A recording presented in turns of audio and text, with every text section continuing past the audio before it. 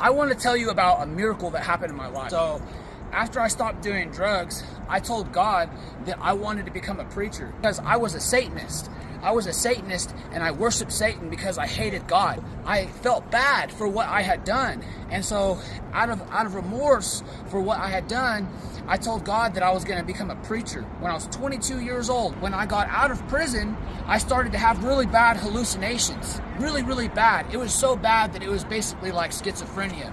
And I was hearing stuff so bad, it was so horrible that I was disabled. Right? I couldn't work. No medicine was working. Nothing was working. And I said, God, I was supposed to preach.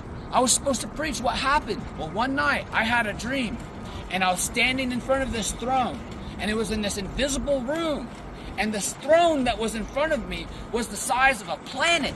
It was huge and power was emanating from it.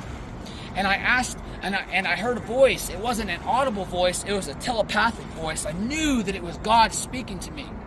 And he asked me, he said, Michael, what's that Bible verse about that man that got healed?